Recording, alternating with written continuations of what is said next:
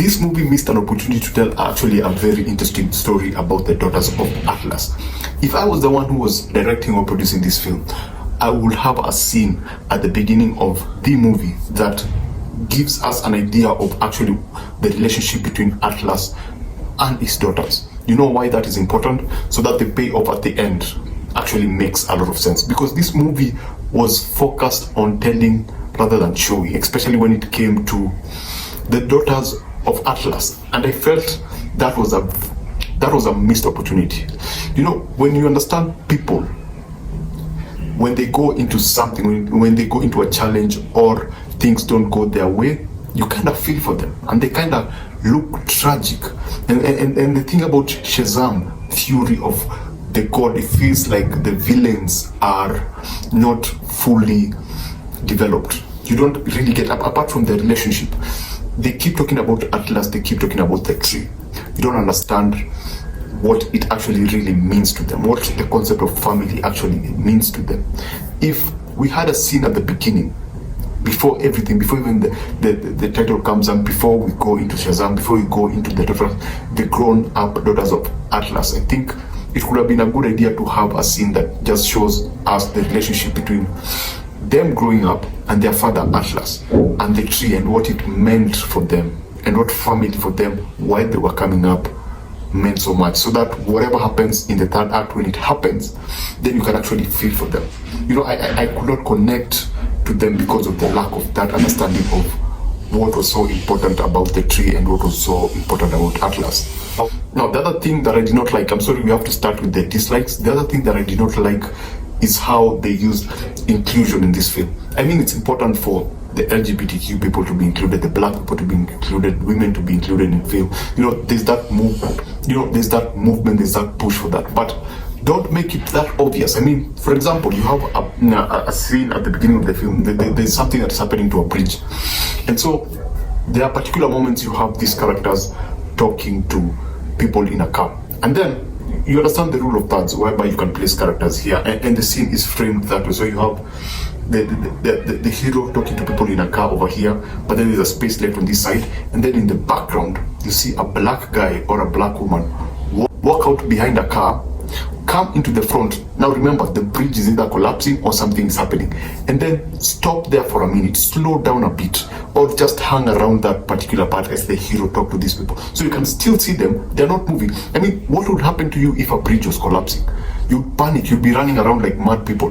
We wouldn't even get an opportunity to actually see that that's a woman or that's a black person. Everyone would be panicked, because it's in our nature to run away from danger. So that whole scene for me was the most, I don't want to use the word woke, but was the most, look women, look black people, we are representing you. Look old people, we are representing you. This movie has you, you are included, we are diverse. That was the scene that actually, I believe that scene was placed there to communicate that. It didn't make any sense for the heroes, it did not drive any point home, it was just meant for that. I mean, can you imagine a woman with a kid, they're inside a car, everything is collapsing, they're still in the car, and the camera work is still just on them because the hero in the foreground is doing something. But you want to show us that we have women in this particular film. It's a female-centric film. I'm not saying that the whole movie is, but that scene made me think that they were trying to do that. Another annoying thing, still on this inclusion and diversity, let me give you another good example. Something has happened. These things that are appearing in the city, we don't understand what they are, we don't know what they are. So they are growing things, and there's something that looks like it's alive and it's breathing, and then the camera stops on someone looking down at that particular thing. I mean, what do you think will happen? I mean, would you stop to look at something that you do not understand, something that almost destroyed buildings, to look at this one orange suspicious looking thing and just stand there and watch it do what it's supposed to be doing? And it had to be a woman, and they had to send her in as she was looking at this suspicious thing, and I felt like this scene was not necessary. There was a lot of and I'm not complaining, it's what is in the film and it's what they showed us, and I'm talking about what is actually on the film and the things that did not work. You see, here is a huge creature. There is a black female cop. I'm a black person. I want to see representation, but this is not how I want to see it done. There's a black cop, people are trying to escape, but then there's this huge, ginormous creature that comes in front of them. What does the lady do? She goes on her phone, and the camera, see, it's fixed on her. She starts asking for backup, and you're like, are you kidding me? Are you kidding me? You people producers, can't you just tell? Are you just trying to show us there's a black woman in this black representation in this film? Because it does not make sense in the real world. If something like that was to happen, was to appear before you, the first thing is to tell people to run away and run away with them. Because it wouldn't be, there's nothing, you cannot shoot it down, you cannot fight it. It's way beyond your limits. So why would they have a scene whereby a cop stands and starts calling backup or starts talking in the walkie-talkie, standing, not even moving, not running, not encouraging people to move back or run away, just standing there and talking on the walkie-talkie as she looks at this ginormous, crazy creature?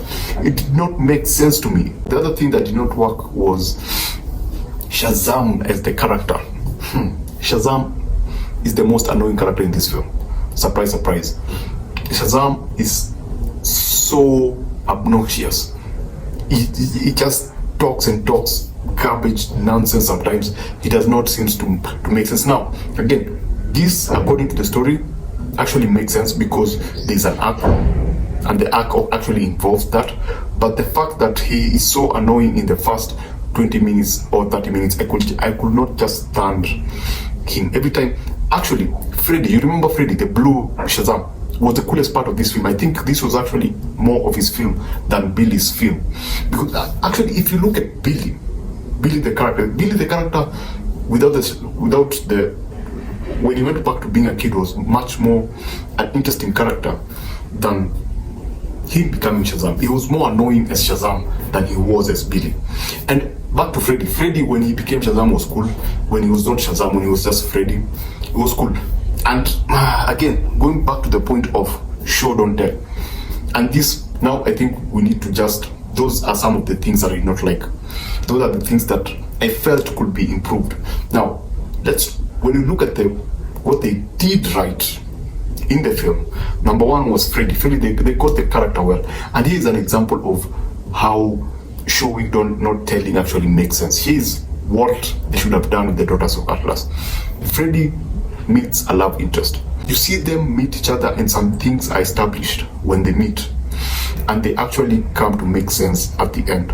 When they're in a certain situation, it actually just makes sense because it's a callback. It's a callback because now we understand where they came from, you understand where they started from, you understand the genesis. So when things change later on in the third act or the end of the second act, it makes sense because everything feels connected. It feels authentic. It feels like we know these people, we know where they came from. So if they do this, it actually makes sense.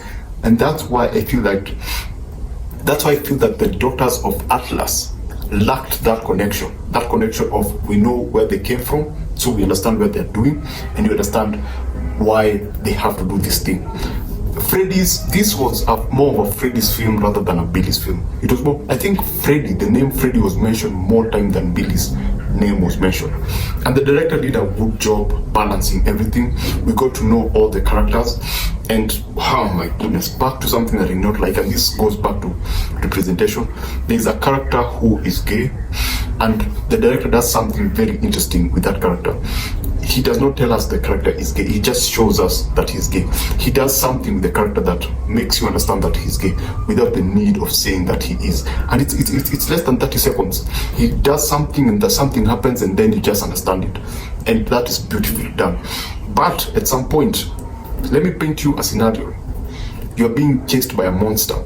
There's tension, there's panic, everyone is running around. The objective is to get out of there and be safe. Then you stop for a character to say that they're gay, and for the other character to say, oh, we knew, and we accept you, and we love you. Remember the scene. The scene is tension, it's panic, it's get out. But they've stopped what they were doing to acknowledge that the character was gay, and they have accepted him. You see, that's what I call poor direction. And I don't think this was the director's decision, because he previously had done something very interesting.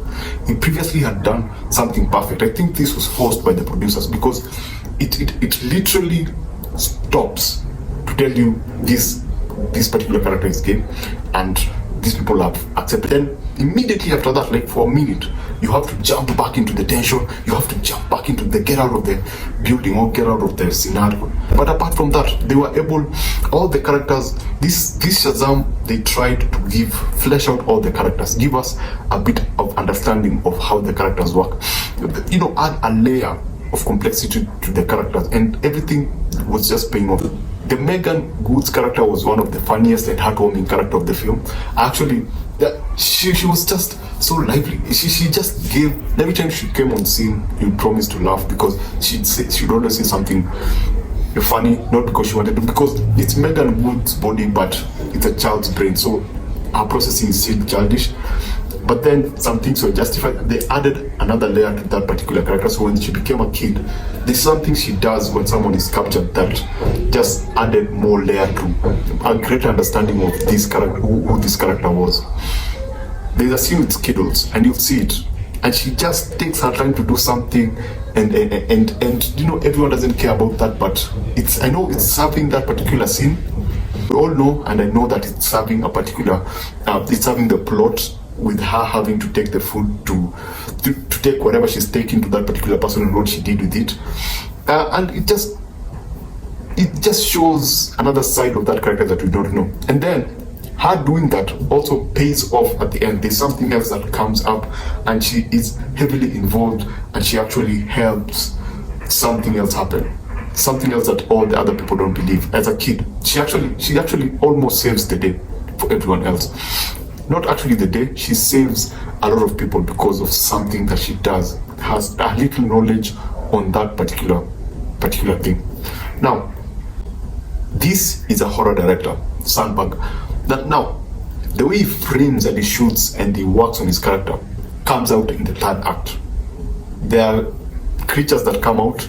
There's one particular thing that's supposed to actually, every other creature is supposed to be afraid of, and it's very interesting. I love the direction they took with it. It gears towards horror, it gears towards a darker take of something particular, and that was pretty creative.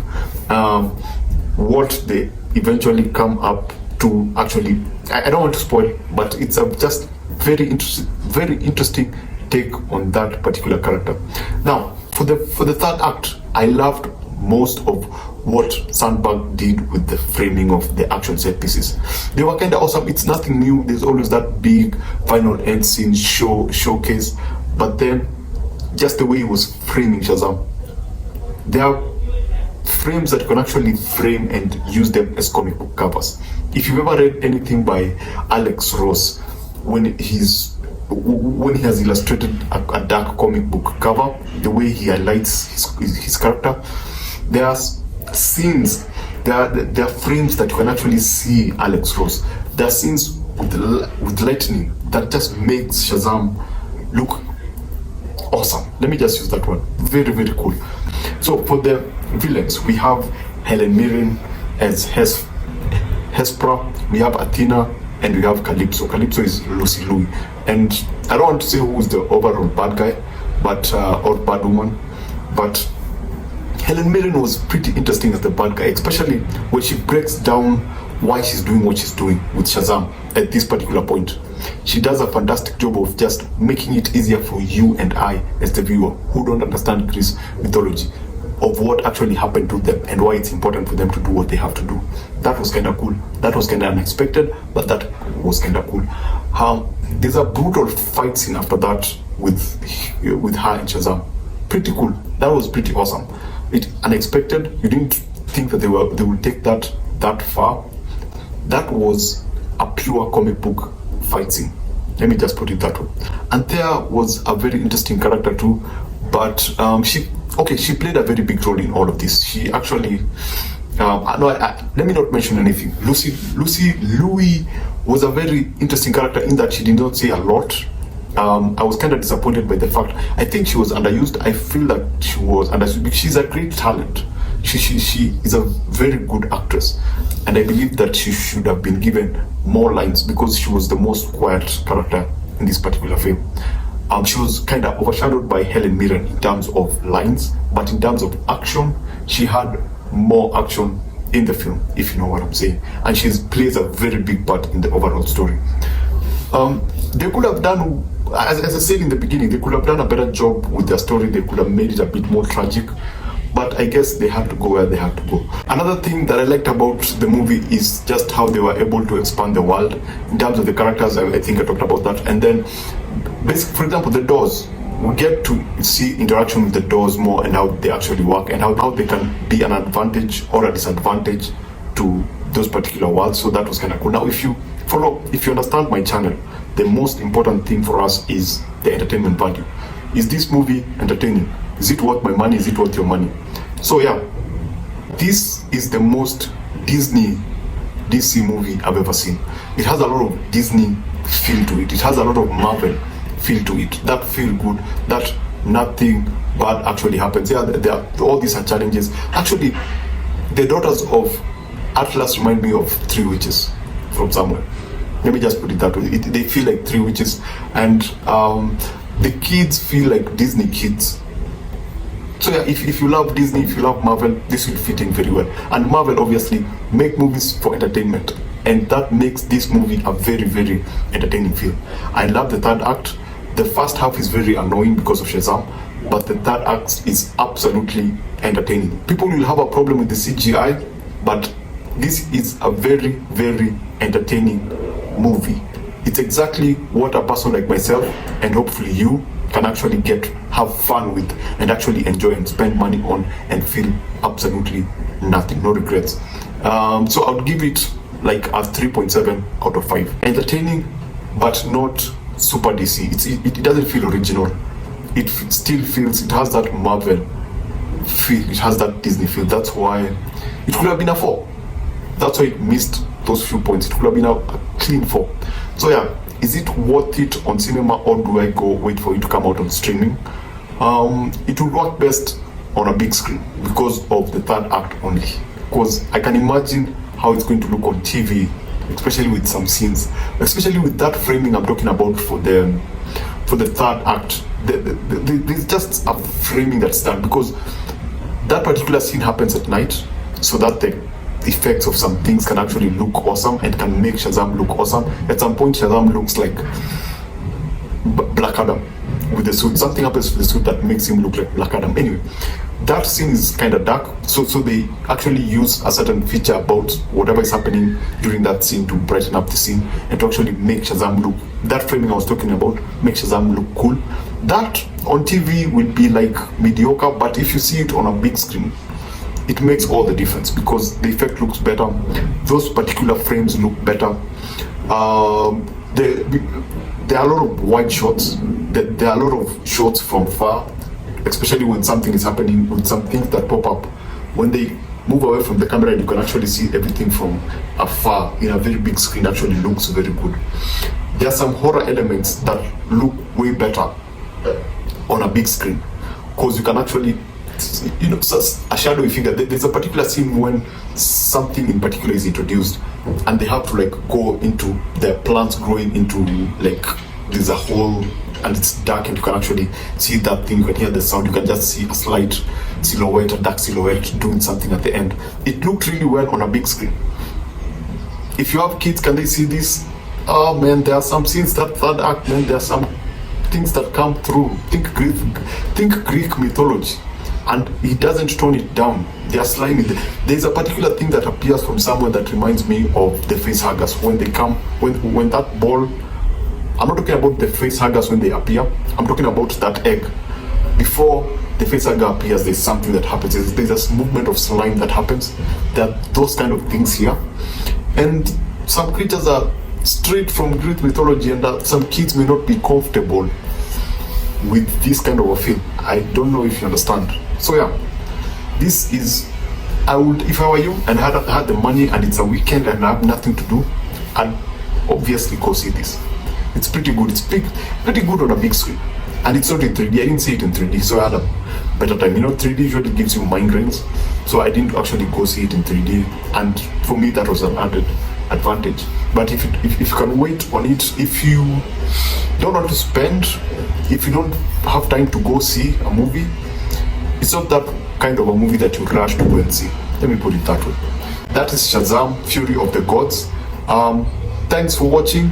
And one more last thing, the Wonder Woman thing. I forgot to talk about Wonder Woman. There is Wonder Woman, but it's a very interesting use. Within the movie, I think it's poorly used. By the end of the film, the end of it, like at the far end of the film, they did something very, I think this is the best cameo use I've ever seen in a movie. They used her perfectly in this particular film. You don't see a lot of her. You don't see, she's not a problem, but she solves a certain problem. But yeah, that's a very, very good scene, Wonder Woman. It doesn't take away from the film. It doesn't affect the film.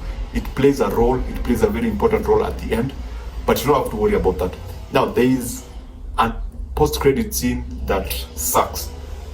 But you can just watch it and find out what it means. Because it wasn't funny. It was more annoying than it was funny. And if you watch Peacemaker, it will make sense. But if you haven't, it will not make sense. But again, it goes back to Shazam being annoying. Anyway, that's it. See you on the next one.